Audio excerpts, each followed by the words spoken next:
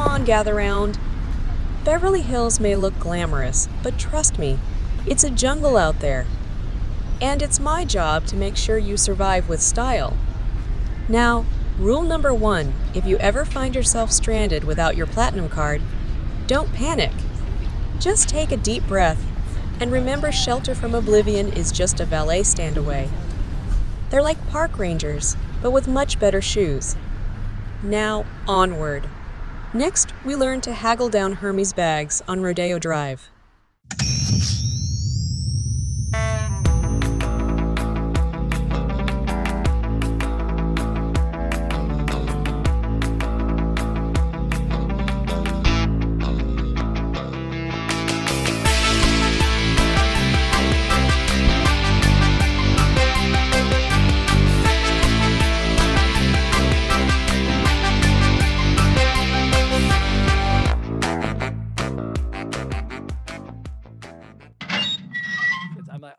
I don't know how many times I've told them, I am not a cruise director. I do not set up fun for you. Like, your job is to find your own fun. Now look at the itinerary. What do we have up next? Yes. Now go get on your shoes. We have to go these 7 things right now. Oh, ladies and gentlemen, thank you for coming down to the shelter today. It is great to be back. I'm Matt. I'm Andy. And I'm Lisa. We're sweltering in the shelter because my calendar reads that it is still July. It's hot. Yes, we are in the middle of summer. I've got my khakis on, and we are ready to talk about one of our favorite summertime movies, Troop Beverly Hills. If you've seen it, you know. Oh, it's cookie time, baby. There was a time where this movie did disappear, and only a handful of people remembered it. It was kind of like Monster Squad for a while. Like in the 90s, you either knew it or you didn't. Yeah. And then it had a revival, definitely. Yeah, and so that's kind of one of those things where it's like now, you go online and people are kind of churning that back around. Social media has Troop Beverly Hills parties, cookies. I mean, it's very out there and everyone remembers it, which is good. A classic, a good movie, even if it doesn't come out strong at the box office, a good movie is going to last the test of time. Yeah. And these are the movies that survived, and this is one of the greats. I rented this as a kid probably no less than 7 times. Oh, yeah. I watched this movie all the time when I was a kid. It was like for a summer, I would basically have like 9 extra sisters in the house. Yeah. It was a big go-to because it had all the things you wanted. It had movie and TV celebrities that we recognized. Yeah, lots of references to things. Yeah, and then it had that great Hollywood Rodeo Drive aesthetic. It's like we'd already seen that in Down and Out in Beverly Hills. Yep. Right? That second part of the 80s started to become all about opulence, about lifestyles of the rich and famous. And so when you see this box cover at the video store and you're just like, the girl from Cheers, and you're in Beverly Hills, what's going on with this movie? I got to check it out. The box cover itself with Shelley Long from Cheers, which is what I had known her from at the time, and Money Pit. And Outrageous Fortune. Yeah. I have that in my notes as well. Did you read these notes? Because you're getting all the good stuff. But it's like all of those things together, like a few of the things got me in the door to watch the movie. Then as I'm watching it, I'm like, these are all the things that I love in movies, right? And I lived in California when this movie came out. Oh, you lucky duck. Yeah. See, I lived in the middle of nowhere and California was nowhere near us. But like all the movies in the mid 80s were taking place in California. Every once in a while, they'd make a trip up to the Northwest. Yeah, but it's like, Goonies, Kindergarten Cop. Yeah, no, and that's true. And so the Goonies obviously is very close to my heart because of that. But it's like the 80s California was having a moment in the 80s. A lot of the cool language was coming out of there. Skateboarding obviously was huge and it was really big there. They did have Santa Clara, the murder capital of the world. So California has vampires. We don't have any vampires up here. We got maybe a Sasquatch. They got old nostalgia going back to the beach. They had all kinds of stuff going on. Yeah, and so it's like I'm watching this movie and it's everything that I love. All the elements are there. Almost everyone who makes up this film is from TV, which I think is why I think so much of us love the way this film is put together, because it's just fast paced. It cut out all the fat. Yeah. And it just gets you from place to place. All the exposition works. Like right off the bat, you know what's happening. Even though the runtime is like an hour and 45 minutes, they use that time wisely. So like each girl for the most part has her own little built-in niche, right? We get to know them. We get to know a little bit about their backstory. I mean, this movie feels like a tight hour and a half comedy. It's actually an hour and 45. You could argue it's packed with 3 hours worth of like emotion and backstory, but they've done it so quick pace, it feels like a quick film, and it is. Let's kind of go through this and we'll give you some great perspective and some interesting stuff about the movie itself that I didn't know at all. And I find fascinating now in my older age. I will couch that. This is older age stuff. I didn't care about any of this stuff watching the movie as a kid. I just took it for what it was. But the director of this movie is Jeff Kanu, and other movies that he had directed at the time were Revenge of the Nerds, 1984, Gotcha.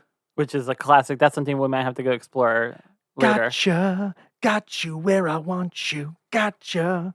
He edited Ordinary People, which for me, this is a little thorn in my side because Ordinary People won the Oscar. It beat Raging Bull. Oh, Who really? remembers?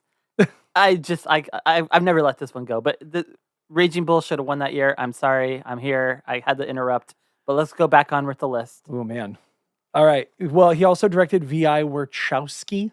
That was Kathleen Turner. 91 classic. W-A-R. Private investigator. S-H-A-W. You don't look much like a private detective to me. S-K-I. Who are you? Warshawski. V.I. Warshawski. The first part of this movie, when it opens up, it's got the Weinstraub Entertainment Group logo.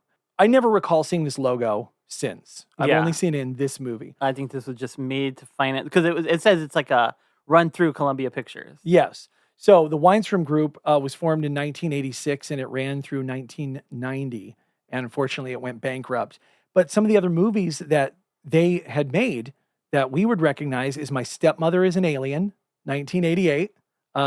She's Out of Control, which we've talked about on this show before. And then Troop Beverly Hills and The Gods Must Be Crazy Too. Which is a great film. You know, My Stepmother is an Alien. We could talk forever on that movie. That movie, we learned this in film school, that was one of those scripts that everybody wanted. The movie was about divorce and suicide and alienation and how you feel when you're alienated from your friends and family and the troubles of going through divorce. And it had run through so many companies, so many turnarounds. It was the hottest script. Everybody wanted to buy it. That by the time it went through all the hype, it actually became a movie about a mom who was from outer space. Listeners, you're about to hear a huge upgrade in the audio quality. We are moving to a better recording file. I didn't want you to be weirded out by it or get the idea that Matt has actually gained any skill in sound editing. They just go, but what if she was really an alien? What if this was just literal? You know, they brought in Dan Aykroyd and Kim Basinger. Yeah. From the Weinstraub Entertainment Group, we go into the opening of the film, the real opening, which is a beautiful animated sequence done by pioneer Bill Kroyer's studio, Kroyer Films. So the title sequence, some of the other people who were on the team were John Krafalski. Anyway, he's the creator of Ren and Stimpy. And you can tell right away, I actually didn't think anyone else worked on this when I looked it up, because rewatching it, I had recently seen an opening credits of The Simpsons that he'd worked on as well. And these look very, very similar. Yeah. This is all, his look is very distinct. He definitely took the lead on this style. That's what I thought. But apparently he only animated a portion of Phyllis Neffler's character. And he has a funny quote where he says, "It's the first time I ever got a chance to animate and design a sexy girl," he recalls, for his previous work. "It was completely taboo to draw women who were good looking because it would set a bad example for young girls." Right?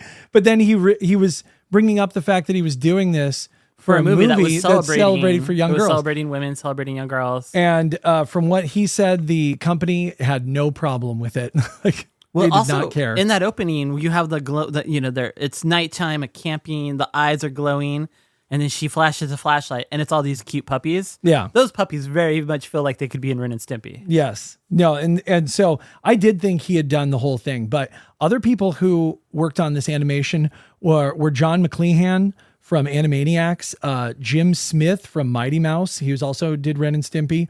Mike Cazelle from Mighty Mouse and The Simpsons.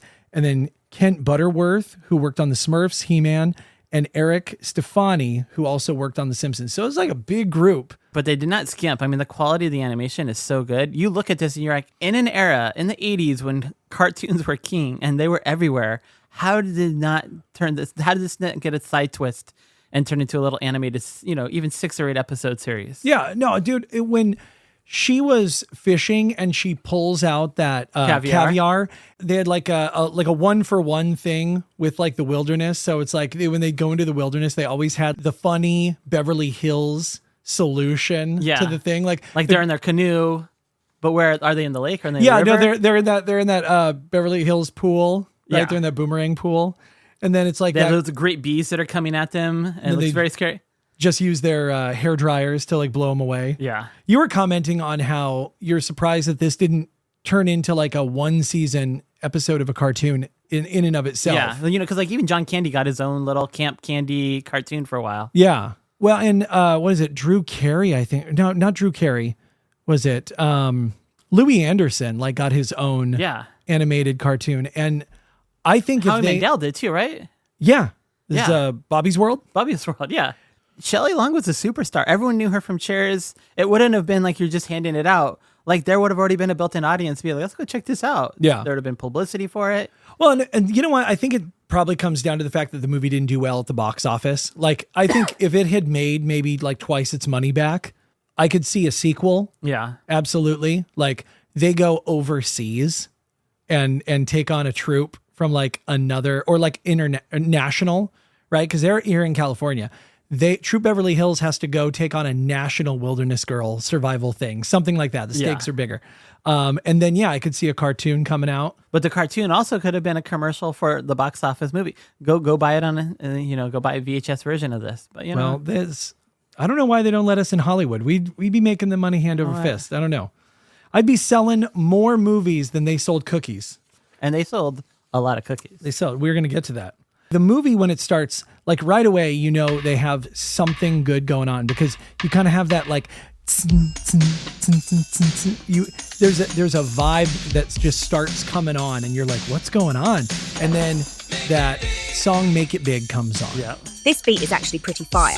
Right. And that kind of sold the movie for me. You've got this great animation and you have Make It Big happening. And already you have this energetic, interesting opening that I think anybody who was on the fence is like, okay, now I'm staying. All right, they got me. And I didn't know that song was done by the Beach Boys. Yeah, I didn't know. When I was a kid, I had no idea. I thought it was a throwaway song made by a nobody will never remember, and that's their one. Like, this is catchy. These people could have gone somewhere. Exactly. No, and then when I looked it up and I found out it was from the Beach Boys, I was like, this makes a certain amount of sense because there's a point in there when I don't know if it's, I'm not going to lie, people. I don't know a lot about the Beach Boys. I like their songs, but I don't know who's Brian Wilson and who's, Mike Love and all. I will try, audience. Some of you are fuming. I get it. I will introduce him to some stuff, Pet Sounds. Let's get you out there. There's some classics. I know. These guys inspired the Beatles for my nephew loves the Beach Boys so much. And I absorbed them as a music, but not as a group. Like I couldn't name everybody in the Beach Boys. I don't know what to tell you, but there was a point where one of the vocals in this song goes, anything that you do. And it sounded almost exactly like something that would come out of Kokomo. And it's like, that's what hit it for me. Like, that's how I was like, okay, this is definitely the Beach Boys because that sounds like a bit from Kokomo right there. And I was like, all right, this is good. And so then I was looking up this song to see if it was sort of made for this. Again, anybody who's a Beach Boys fan would know that this is not true, but I was like, was this made for the movie or what? And it turns out that no, this was part of their 1989 Still Cruisin' album, which is like their 26th studio album, but like their 37th actual album. Great thing about Matt's this. still waiting for them to go places. This is a catchy song. One of these guys are going to make a name for themselves, and they're going to break out probably, I think. But the movie the song was written by Mike Love and Bill House and Terry Melcher, and the vocals on it are Carl Wilson, Mike Love, Al Jardine and Brian Wilson. And what's interesting about this album, Still Cruising, is that it's like a powerhouse of movie songs. Like, it has the song Still Cruising from Lethal Weapon 2. It has the song Kokomo from Cocktail. It has I Get Around from Good Morning Vietnam. And then just icing on the cake, they do a version of Wipeout with the Fat Boys. And then I was thinking about, I haven't thought about the Fat Boys in so long. Did you listen to the Fat Boys? The Fat Boys. I remember when I was a kid living on a military base, and one of the older brothers came back with the mixtape from the East Coast. Yeah. And the Fat Boys were on there. It's like, I fall down. Oh, I meant to do that. I mean, they were, it was just like, you're like, what is this? This is like if the Three Stooges or the Marx Brothers were a hip hop group. Yeah. I remember I had one album of theirs.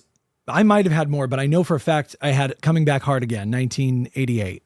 And then I also really liked their movie Disorderlies. Yeah, Disorderlies is like another classic. And where did that come from? Like, that's a whole nother show. But like, where did the Fat Boys phenomena come from? Because how many people become a rap group and then are just handed a movie?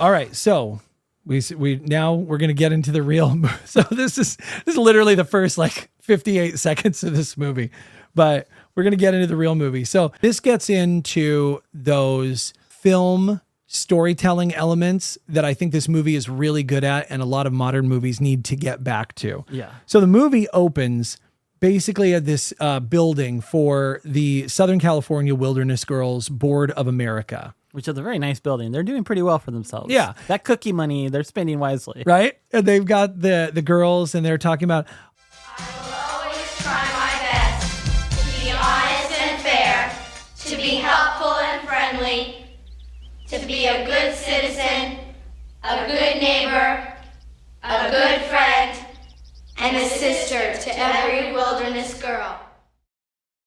and then they ramp the film, get them out of here really quickly, and they just all march away.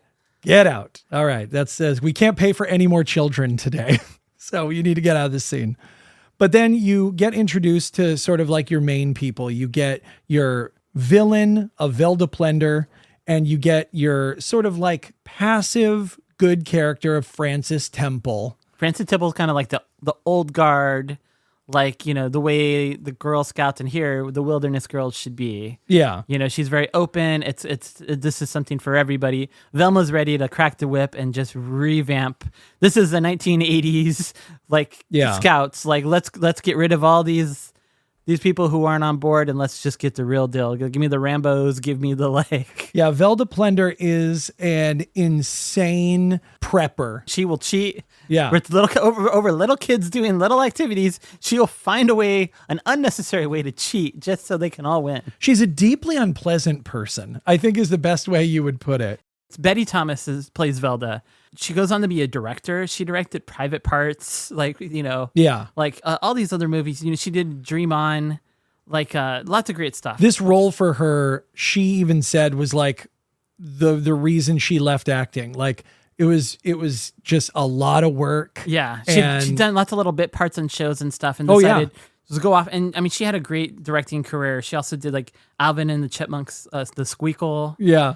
She also did the Brady movie where Shelley Long plays Carol Brady. So now they came back together. Velda's directing Shelley Long. Yeah, it's, you know, but you know, that had to be a playful set where she was, you know, constantly like probably yelling at her like Phyllis Neffler, right? Just for fun. But she really played this character well. She committed all the way. Like, she really let her be like. Yeah, but I get, even from doing this, if you're like not an actress, like if you don't feel that actor's bug and you do a big heavy role like this, I could see why you'd get burned out. Yeah. And you could see in stark contrast, like where you want to go next for your career. Like you're like, this ain't it. The Girl Scouts did not sign off on them using the Girl Scouts name for this movie. Yeah, Velda and the red feathers and the way they acted were a huge pass for the Girl Scouts. And But so- I think is what makes the movie. And I think Shelley Long in an interview says, you don't like to think that's how some people act, but anyone who's been in the real world, we've all met a few troop leaders or moms or dads that have some of that energy, and it's just kind of true to life. Well, and you have to have a big villain in a movie like this. Again, if you're going to tell a tight story, you have to have the goodies and the baddies. I'm sorry, but it's just how it has to be. I understand that we have a modern society that wants to do shades of gray and everything, but storytelling that's tight, and especially around this era of movie making, you had to have just a legitimate bad guy with bad intentions. And they don't waste any time. Just right in. We know who the good guy is. We know who the bad guys are. We know that there's stakes. Like, she wants to cut Troop Beverly Hills. The first order of business is the Beverly Hills Troop. Well, they've never earned any patches. They've never even sold a single cookie. We all know that they've had more leaders than a banana republic. Their membership is down to only 8. So it's agreed then. We stop mollycoddling those little princesses and we flush that troop down the old proverbial dumper. Flush them down the proverbial dumper. And I love that plot setup because, okay, now we know why we're here. We're here because we got a bad troop, or we have a troop that's not performing, and the stakes are we're going to get rid of them. And if you have the bad guy, you have to contrast it with the good guy. They pull out this dossier on her, which I love that Velda has a dossier. And this is a big device that I like in movies where you have a statement and then you have a cutaway that sort of better describes what's happening. We find out that she's thrifty. You see her in this $5,600 dress. Prides herself on being honest, resourceful, and thrifty. How much? 5,600? It's missing a bead. It is?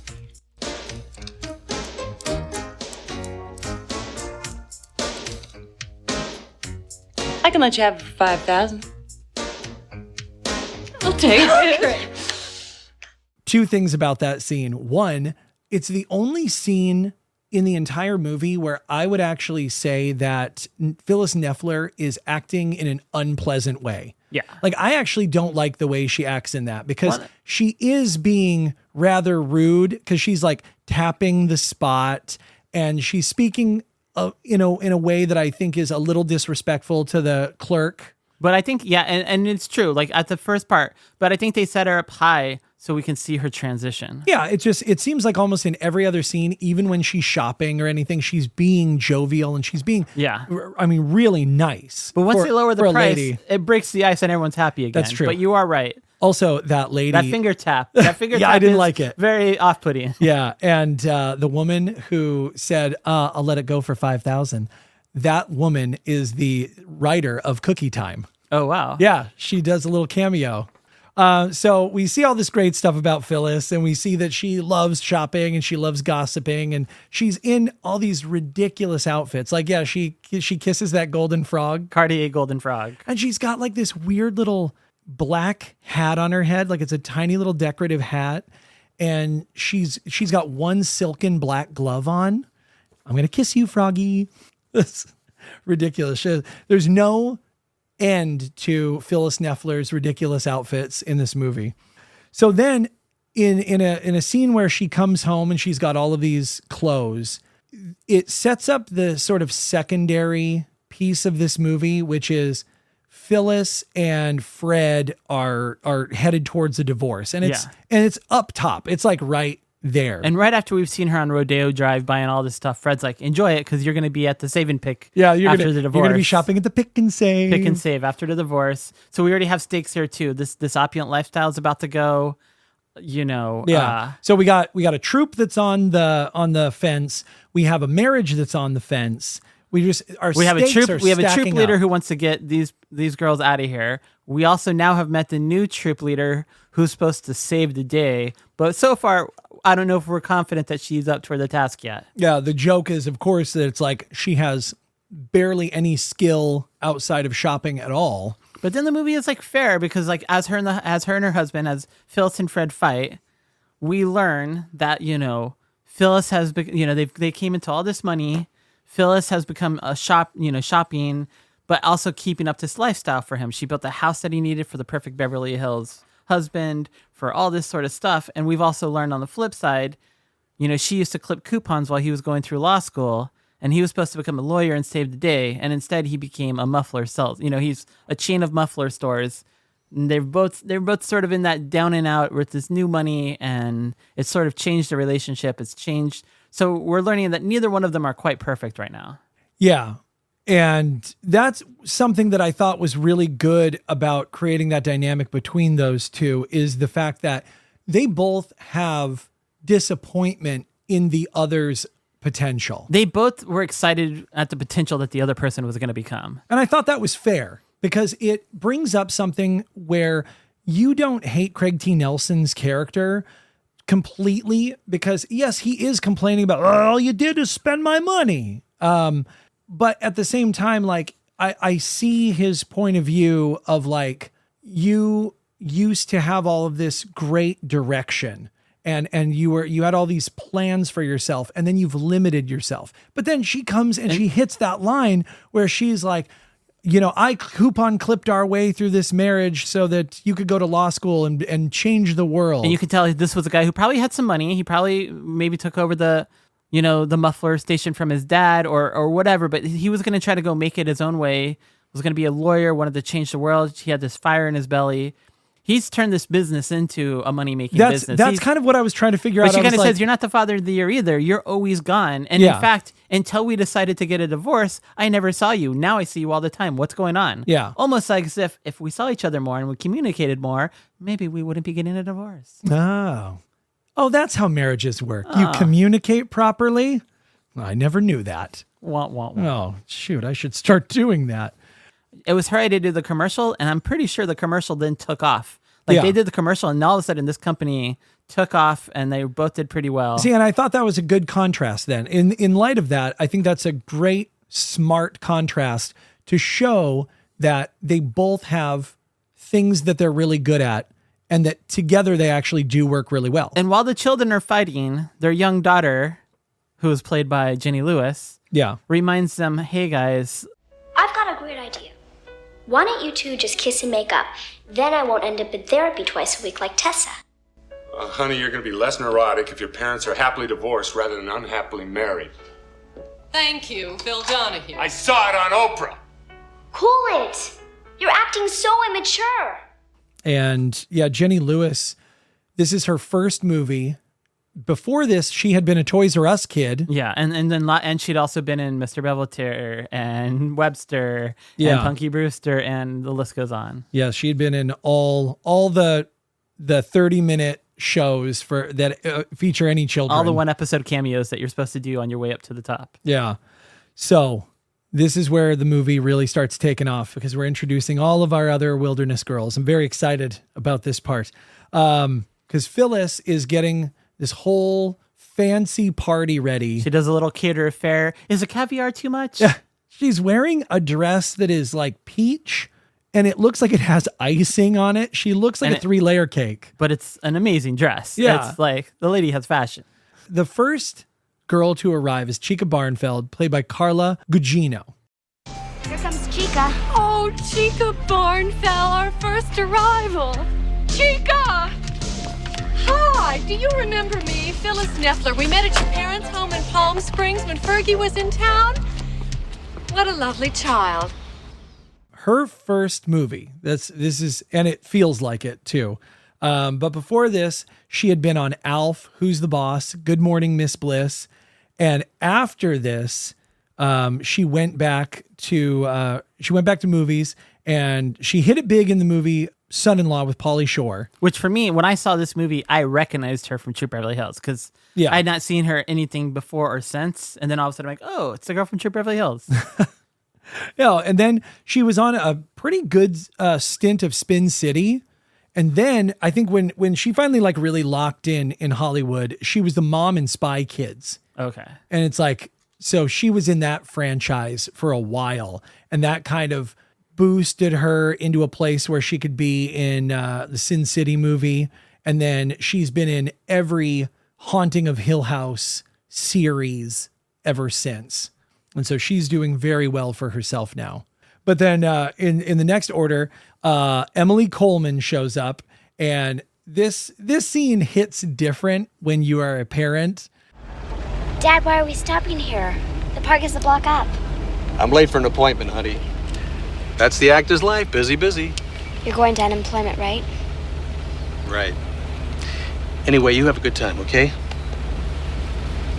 Dad, I'm supposed to bring $10 for dues. I didn't think anything of this scene when I was a kid. I was just like, okay, this is just another series of children we're meeting. But with Emily, her and her dad are in this long red car. I relate to this car because, again, we didn't have the 2 TVs. This is another subtlety that this movie is really good at, because just the car coming down the street, it's not a Porsche, it's not a Benz, it's not a limo. Not keeping up with the Joneses. Yeah, and it's classic, but it's not well-kept classic, like when you kind of take a good look at it. And they don't even pull up to the house. And so that's like another like weird red flag. And then you find out that Emily's dad is a struggling actor who is going to unemployment because his agent can't get him a job yet, but he promises that there's this nostalgic boom that's happening, and any day his career is gonna be back on track. But at the moment, honey, I don't have that $10 that you need for dues. I left my wallet out. I got to go back to work. She's like, "You're going to unemployment, aren't you?" He's like, "Yeah." He says, my agent promises that with this nostalgia boom, it's going to make me a big star. And then she says, "You'll always be a star to me, Daddy." Yeah. Oh my gosh. Yeah. Okay. They're a team. Trying not to cry. Yep. Stop it. The feelings are coming. And so all of a sudden now, this group of rich girls, there's a little bit of heart entering in. So maybe we're going to be on their side. Let's see how this goes. Yeah. And I remember that guy actually from being the MC in Grease. That's what I saw him first in. He was this fast talking guy for when they were on the dance program. Oh, yeah. Remember that scene? Yeah, I remember that scene. Yeah. Thank you, fans and friends and odds and ends. And now for you gals and guys, a few words to the wise. You Jims and Sals are my best pals. And to look your best for the big contest, just be yourselves and have a ball. That's what it's all about, after all. So forget about the camera and think about the beat. We'll give the folks at home a real big treat. Don't worry about where the camera is. Just keep on dancing. That's your biz. Hey, and if I tap your shoulder, move to the side. Let the others finish the ride. Emily Coleman. The actress's name is Kelly Martin. Matt keeps calling her by her character name. Put down the sugar-free rock star Swiss cheese brain. You can't tell fantasy from reality anymore. Was before this movie came out already the voice of Daphne from A Pup Named Scooby-Doo, which I love that cartoon. So now in my head, I can hear that. I can see that connection. She was also in Highway to Heaven, Dallas, Jumping Jack Flash, Matinee, My Two Joe Dads. Dante's Matinee. She was in that. 30-something, The Tracy Ullman Show, Charles in Charge, and Mr. Belvedere. But then she went on, I think those are fine shows. And I think that she didn't gain traction until she was in the show Life Goes On with Corky. Yeah. Right? And she had a real long career with that. Yeah. And then she kind of doubled down and went to ER. And she had a kind of a small but powerful stint in ER. And that's kind of, I think, where a lot of people would know her from now. But she did fine for herself.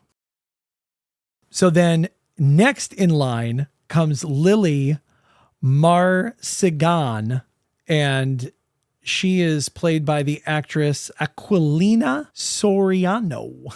Lisa. I know. It's pronounced Aquilina Soriano. She plays Lily Marcigan. Andy, are you sure you want to keep working with this guy? I'm ready to dip and start our own thing. Like, so Lisa Marcigan, when she shows up, she just gets out of this long limo. And then this long limo is, I mean, it looks like a bulletproof limo. It's got the little the diplomat flags. Yeah. And so guards with Uzis come out to open the door for her. Yeah. And she just kind of walks by. She's wearing sunglasses.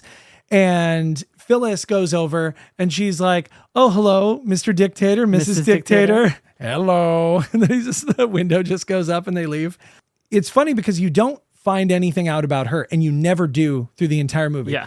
The thing is, her parents are dictators or something. There's some political affiliation. Later, they somewhere. joke that she gets like a money laundering patch, and she can teach you how to squash a revolution. So that's all we know about. Yeah, you never really learn anything more about Lily. She has a couple of lines in the movie, and she seems fairly likable. And her mom may have a really great shoe collection, but she has no idea what you're talking about. And so I was looking this up because the parents are clearly based off Ferdinand and Imelda Marcos. Ferdinand was the president of the Philippines, and they stole billions of pesos from the Philippine people, amassing a personal fortune estimated to have been worth about 5 to 10 billion by the time they were deposed in 1986. I watched a documentary on these guys, and their lavish lifestyle at the expense of the people was truly insane. It really was crazy that they felt entitled to have all of this money devoted to just their personal needs. And then I found out that by 2018, about 3.6 billion of that money that they had taken had been recovered by the Philippine government. And the actress who plays Lily, she was in one episode of Falcon Crest. And that was the first and only, this was her first and only movie. So she never made anything after this. So I guess it's probably good that she didn't get many lines. Like, she probably didn't want to be an actress anyway. Or like the father, just no one in this town will hire me. Yeah, maybe. You never know. It's totally possible. I mean, she seemed passable as an actress. One of my favorite characters, because you always have to have the kid who talks like an adult character in these 80s movies. Like this is like Corey Feldman in like Goonies. Yeah, like so just outspoken. You have Tessa de Blasio, played by Heather Hopper. She's the daughter of an eclectic director, modeled, in my opinion, loosely after Steven Spielberg. And her quirk is that she's always referencing therapy and giving psychological diagnoses. I looked at the dailies. I want to reshoot the ending. Set it up for today. Today? 5,000 extras? Redford? 15 helicopters? Dad, you can't do it. Why not, Tessa? You're $10 million over budget. Redford's on another project, and you blew up all the helicopters yesterday. I did? Daddy, my therapist would say you're definitely blocking reality. So, like, did you feel like her dad was kind of channeling Steven Spielberg, or do you have a different take on who he was? Definitely had like a Steven Spielberg vibe. And then I love his assistant is like Willie Garson from Sex and the City, who's very much, it's like Tessa and the assistants trying to talk some sense into, no, we can't reshoot tomorrow. Like, you're already $10 million over budget. Yeah. Robert Redford's already went to another movie and you blew up all the helicopters yesterday. And he's like, oh, did I? Okay. I like the characterization of what a professional Hollywood director is like. He's just absolutely out to lunch, just doesn't even remember what he was He's got filming. so much creativity. It's only about what's happening today. I don't know what happened yesterday. Tomorrow is another day. But it's like one of those things that it's the only line that kind of bugs me in the movie is when Tessa's like, my therapist would say, you're definitely blocking reality. Wah, wah, wah. It's like, oh my gosh. But then you're also like, she's not wrong. Well, I know, but it's like, let's have a kid say a big adult thing. You think later she's going to be reading Psychology magazine. Yes. So she was in one episode of Punky Brewster before this, and most people of that era would remember her as Nikki from the 13 episodes of Our Miss Bliss. Marlene, I'm on my way to the hospital now. I'm stopping to drop Tiffany off at her troop meeting. I have a nose job at 3, a lift at 5, and a boob job at 7, so you won't be able to reach me. Daddy, do I have to go to this thing? Come on, Tiff, you love it. I'll hate it. Hold on a second, sweetie. I said I'd give you $10. It's not worth it. 20. No way. 30. 50. 40, and that's my final offer. I'll suffer through it. So Tiffany Honigman, played by Emily Schulman, she is in a car with her dad, and she doesn't even want to go to this thing. And her dad is like setting up plastic surgery and things. She's actually the first kid we see. She is the first kid we see, but she's not the first to arrive. That's so I didn't true. put her in that order. I got you. Okay. And so I put these in arrival order. So she's clearly the girl who's going to be like, talking about money and placing bets and that's her shtick. She doesn't want to go to this camp. She's already negotiating the fee with her dad. He's going to bribe her. She knows good deals and, she knows how much things cost and percentages of loans and stuff. And it's weird because her father's a plastic surgeon and you only see her mother once. Yeah. And you're like, why is this her thing? Why is this her quirk? I don't understand what's going on here. Because she says stuff like, this one's on the house. Yeah. It's like, what is going on? Like she has money and she knows how to keep it. She's this low rent mob boss. And high rent yes, mob boss. She has a high rent. I mean, her VIG 10% a day. Yeah. Just joking. Not going to charge you that, but. She was on show Small Wonder as Harriet Brindle. That's what people would really remember her from. And right before that, like every other girl in this, was on Mr. Belvedere. Jenny Lewis from this movie was doing an interview not too long ago. And to this day, she and Emily Schulman are still mistaken for each other. Oh, wow. So people will come up to Jenny Lewis all the time and ask her if she was in Small Wonder. Okay. I mean, I know they both have red hair, but that's it. That's where, I mean, yeah. I don't know what the term is, but do all redheads look alike to these people? No, right. These are very different ladies. Respect when you meet these ladies. I please. know. And so I like Tiffany. I think she's funny. They give her a bunch of good lines in this movie. Then there is the powerhouse Jasmine Shakar, who is the daughter of fighter James the Jackhammer Shakar. And of course, we start off in Beverly Hills. The cops are pulling them over for what seems like just speeding. Like a profile. What he says. It feels very much like a profile pullover. And Jasmine's not having it. May I see your license and registration, please? What's your problem, officer? You know how fast you were going back there? Excuse me, officer. Don't you know who this man is? Jasmine, honey. Jasmine, cool it. You're too modest, Daddy. Look, this here's the man who put the space in Sphinx's teeth. The man who knocked the hair off Hagler's head. He's the best. He's the greatest. He's my dad, James, the Jackhammer Shakar. Now, Daddy, shake the man's hand and let's be on our way. She's the original Karen. So then the cop's like, oh, wow, pleased to meet you. Could I get your autograph? Not on that thing, you won't. And hands over the left pad. But it played by Tom Wright, who was George's boss in Seinfeld, Mr. Morgan. Yeah, see, I was looking that up just last night, and I didn't know if that was something I wanted to add to my notes, but I'm glad you brought it up because, he ended up being Mr. Morgan. Yeah, so obviously I didn't know who he was when I first watched the movie, but when you keep revisiting these really great movies over and over, and as you start watching, any old movie, you start to be like, oh, that person went here. Oh, this person. And I mean, Mr. Morgan and Seinfeld. Dude, he looks almost exactly the same too. But yeah, I love Jasmine because she's sassy as hell, and she kind of says what needs to be said by the troop. Yeah, she says what we're thinking. Exactly. She kind of does become that character. And then the final girl to arrive is Claire Spratz. What does she arrive in? Oh, she comes in the sweetest black Lamborghini. It's got a spoiler on the back.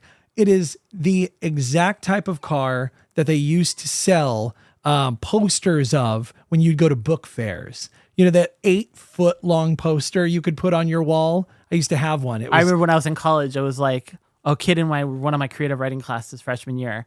Like, I didn't really know the kid, but like he had a black Lamborghini in the parking lot. And you're just like, you had a real one? And I was a kid from a small town. I was like, yeah, I remember people having posters of that on the wall, not 18-year-old kids driving stuff like this around. Oh my God. I, however, took the bus. But yeah, that's I wanted a red Lamborghini Countach was like a car that I had multiple toys of it. I had a big, long 8-foot poster of it. My kids now watch way too much YouTube, and you have all of these modern influencers going around going, oh yeah, I bought this Lambo and this, and it's like, I don't know if I wanted the green or the orange. And I'm looking at these Lamborghinis and I'm like, what is this trash? Get this Tesla nonsense out of here. Like, give me a good old fashioned thing that looks like it could go back in time. Like, give me the old 87 that coked out the DeLorean. Yeah, baby. Make me feel like I'm going to go catch some bad guys in Miami. And so the doors come up on there. They have that great whoosh sound. Yeah. And inside is Claire's mom, who's trying to record some thoughts romantic about novel. Her next filthy novel, which Claire helps her write, and it's very uncomfortable. Yeah. He pulled off her Halston gown, sighed lusciously at the sight of her Fernando Sanchez underthings, and what? And felt his manhood rising to a frenzy? Felt his manhood rising to a pulsating frenzy. Yeah, that's good. I love it. Mother-daughter empowerment, though. That's that right there. It's, sure. That's fine. We find out, she's skipping her TV show rehearsal because she wants to feel more like a real kid. She's like, Mom, I do all these I'm a TV child star, but I wanted to go play with some normal kids, some real people. So just tell them I'm sick. So we're already starting to see here too, is like these kids live in this world that none of us can even think about, but they all just want to they want to fit in. Yeah. And so Amy Foster, who plays Claire, actually was, I think, fresh out of playing on Punky Brewster. Yeah, a regular. She was her best friend, Margot. Not a one episode cameo, but like the best friend. And that's where I knew her from, because I used to watch Punky Brewster, and I know that she had been a few years from it because she was looking older than she did on the show. But I thought that was kind of cool that they were able to craft that realism.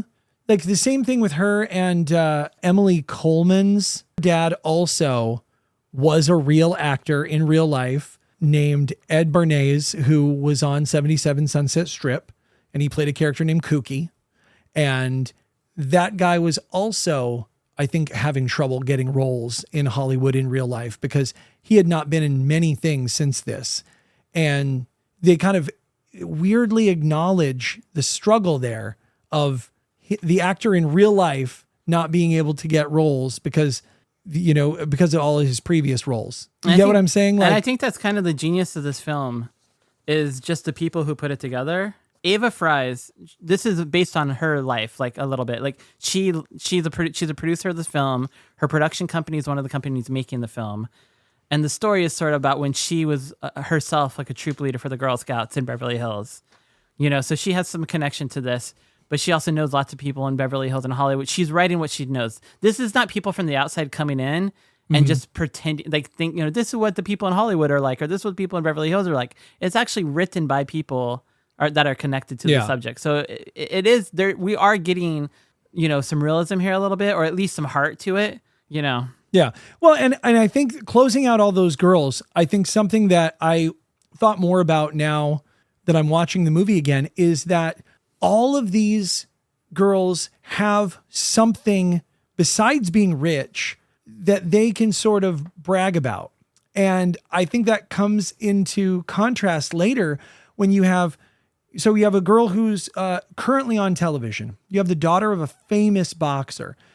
You have a girl who knows the ins and outs of Hollywood. Her dad's a director. She's on the inside. Yeah, you have another girl whose parents, Chica Barnfeld's parents, are clearly like psychotically loaded. They have a home in Palm Beach. They're at some point they're in Monaco. And then later, though, you see that these girls have the same problems any other girls do. They say that they're weird and they're losers. And it's so interesting to see that perspective that they have all of these things. I mean, they could buy and sell people all day long, and yet they don't have the skills needed to be in the in-group. Yeah. They don't have wilderness skills. And the film's letting us get to know them. We're not just a superficial, doing a few pans around people, watching them be. We're actually seeing that, like, that, they never see their parents. Every troop leader has always left after one or two meetings. They don't have a lot of friends. They're kind of all isolated in their own little sort of worlds. Yes. And I'm glad you brought that up because there is a deleted scene that I think you and I both ended up watching where they actually discuss how this troop meeting is basically just a babysitting job. Yeah. That's how they see it. That's how they think their parents see it. Like their parents send them to like horse riding camp, ballet, fencing, all these different things just to get the kids out of the house so they can have some time to themselves. Yeah, so they do have that sort of isolated feeling. Like you said, they have no genuine friends. Like even amongst each other, they're not friends. They're just all girls who show up to a thing. Yeah. And I've been I was on a soccer team that was kind of like that. Like I didn't like anyone on my soccer team. They didn't really want to be there either. It was a very unpleasant experience. Like we had no interest I had interest in playing soccer, but no one else there had an interest in being a team. Phyllis notices that the girls don't have any uniforms. And we find out quickly no one's ever stuck around long enough for these girls to get uniforms. And that prompts the fantastic line, Well, I may be a beginner at some things, but I've got a black belt in shopping. They're now at this warehouse uniform surplus supply store. yes, where you apparently buy your uniforms for the Boy Scouts, which they were allowed to use somehow. It says it back there. It says Boy Scouts, but then it says Wilderness Girls. And that's where you meet Jo Marie Payton, who's the mother, Harriet Winslow from Family Matters. And she's selling them these. And right off the bat, she's like, she's suspicious. She's like, Are you sure you're Wilderness Girls? Don't want us selling this shit for no masquerade parties. She was one of the most real ass people in this entire movie. Like she was straightforward. And then Shelley Long comes out in the uniform and everything's wrong. The color's off. It's khaki. The cut's wrong.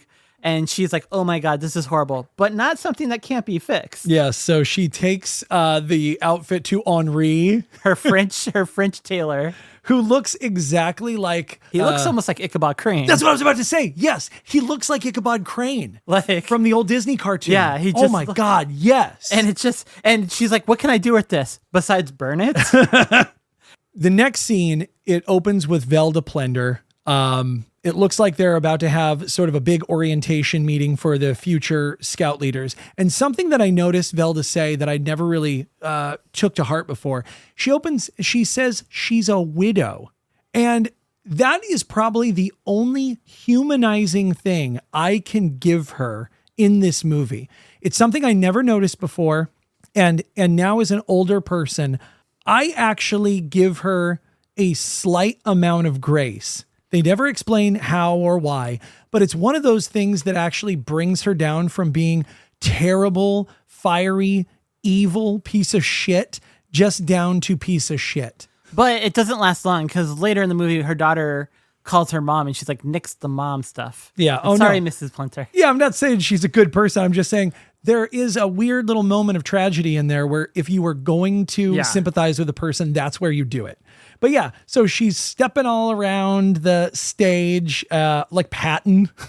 Yeah, she's up there like Patton. This is going to be no picnic, ladies. If you're here to just bake cookies and have fun, you're in the wrong spot. Yeah. You know, and if you can't handle this, there's the door. And two women stand up. They're not going to take it. They're out. They leave. So the second they leave, she's like, this is fine because those aren't the kind of women we're looking for. Yes. Opens the door in the back. Now enters Phyllis. Yes. Phyllis comes in her brand new revamped Wilderness Girl outfit. Are you drying your nails or do you have a question? No, they're fine. Yes? You know, about the cookies. I know it's customary in order to raise funds to sell cookies door to door, and that's adorable. But wouldn't it save time and a little shoe leather if we just had a star-studded telethon? Huh? Who are you? Johnny could host, or Merv. Be fabulous. Who are you? Phyllis Neffler, Troop Beverly Hills. She's got like a cloak, a long cape, yeah, a khaki cape, yes, but like in a silk. Beautiful. And oh my God, and she's got like great green piping around the inside of the cape is a matching green. Yeah, she's got like I think did she have feathers in her hair? And she has a cigarette on a holder. Yeah, the whole Speaking thing is French. Just fabulous, as she would say. And then she goes on to basically ask a bunch of questions, and Velda is very rude to her. Yeah. And terrorizes her through the whole thing. But I will say that Phyllis is very positive. Yeah, Phyllis is positive through the whole movie. Every once in a while, she'll acknowledge a fault. Like, she's not so delusional like some characters written in a movie that will never see their fault. She'll acknowledge the fault, but before she lets the sentence linger or go away, Yeah. she'll then respond with another positive. She's always going to find a way up that hill. Yes. And so from that scene, we move into one that's a little bit more plot building. It's kind of, these scenes kind of are fun because they kind of bounce back and forth between the Wilderness Girl stuff and then the Phyllis and Fred stuff. Because now Phyllis is at home. She's watching watching a Muffler Man she's commercial. She's watching a Muffler Man commercial. Do you know the Muffler Man, the Muffler Man, the Muffler Man? Do you know the Muffler Man? Neffler is his name. Hi! Fred Neffler here for Neffler's Mufflers. Boy, I'm telling you, we're a hard-working crew. And look at the sick little baby we got in here today. Now, if your Pinto, Porsche, or whatever is sick, we don't discriminate here. We'll fix anything. We'll fix it right. I'm telling He's a shit. That's just the way we But he's a cute shit. for 20, 50 years. Hi, Fred Neffler. I already said that. Randy Edelman, who does the music for this, does a great moment because we go from like that little moment where like she still likes him to like kind of like a horror suspense music for a second, only to see the other woman drive up in a Porsche. Yeah. And the music does that great moment of going from suspense, like Rear Window. Yeah. Then this sexy woman gets out of this car and then it hits that saxophone note. Yeah. like when she Silk pulls out the Stockings. binoculars, it turns into like Silk Stockings meets like a detective, like you're about to go on a a stakeout. And so you get to meet Lisa, who's Fred's realtor, and but she's showing up to his house at midnight, so it must be a real hot listing. Yeah, yeah. And then Phyllis is so flustered watching Fred that she ends up falling off the balcony. A second-story balcony into a big pile of bushes. Man, and that's a good fall, too. We both agreed that was a damn good fall. This was not like a romantic comedy fall that was unmotivated and just was like, oops, I fell. This was like a hard fall. And like the Fat Boys, she kind of gets up like she meant to do that. Yeah. She just sort of like flustered and then walks away as if nothing had happened. Yeah, but we learn. And that's at this cut, and the scene cuts, which is great. Like there's nothing more. It's a conservative comedic moment. I loved it. But to still give us that laugh. Yeah. So then the next day, they're getting ready to go on their first camp out. So Phyllis is getting all the girls ready. She's putting on this gigantic Louis Vuitton bag. Well, she's got this huge this white fur coat. Oh yeah. So and as she's getting it on, like Rosa's helping her get it on, and she says, "Oh, watch the shoulders." Oh, so it's like that consequence of falling carried over. And so this is her first camping trip. There's Louis Vuitton luggage everywhere. Yes. There's 2 limousines and there's like and a box truck. And then Abby's party rental supply. Yeah.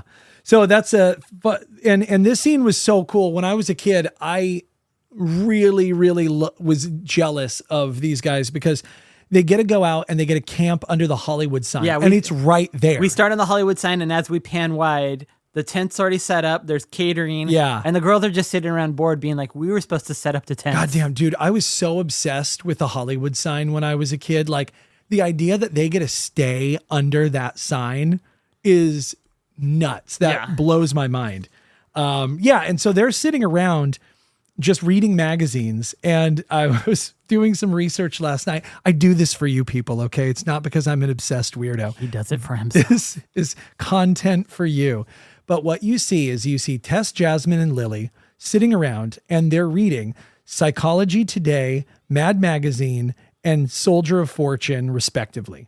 Now, those specific magazines were Psychology's Today, June 1988 edition. Yes, he goes this deep, people. And the top actually reads Aphrodisiacs, Fact or Fiction. And then from the Mad Magazine was issue number 280 from July 1988. And it was the 3 Men and the Babies cover. And the Soldier of Fortune magazine was from June 1988. And there's a line on there. It's an exploding helicopter. And then right on the side, it says Rambo in Afghanistan. But it's also interesting to note that all the magazines in this movie, and yes, I reference more later, are all from 1988 when it's supposed to be 1989. But, you know, the magic of cinema. Yeah. So it's supposed to be the summer of 89, but everybody's reading year-old magazines. You know, because they raided a dentist's office. Yeah. So they raided a plastic surgeon's office. Some of the other magazines that I saw, though, where somebody was reading Cosmo, a Bizarre magazine, and then Teen Beat I could see Kirk Cameron in the corner. I couldn't find the actual one. It is impossible to find old covers of Teen Beat. If you want to find Tiger Beat, that's fine. They're leaning over and they're trying to make some fondue. It's like the one skill that Phyllis is teaching them. And then just this torrential rain starts coming down. And I would have said when I was a kid, oh, that doesn't happen in California. It never rains like that there. Oh, it does. But then It's a flash flood I state. got caught in a rainstorm in Disney California Adventure that was that nasty. Yeah. And it was over like in like 48 seconds. See, you're a Northwest kid. I'm a Northwest kid too originally. So you're used to just a little bit of sprinkle for 7, 12 yeah, months. our rain trickles 9 in months, all 9 the months time, of sprinkle, and then it ramps, and then it comes back down. It doesn't come on fast. California just gets it all at once, and then nothing for a long time. We just quit now. Not until we sing Kumbaya. Kumbaya, my lord. Kumbaya.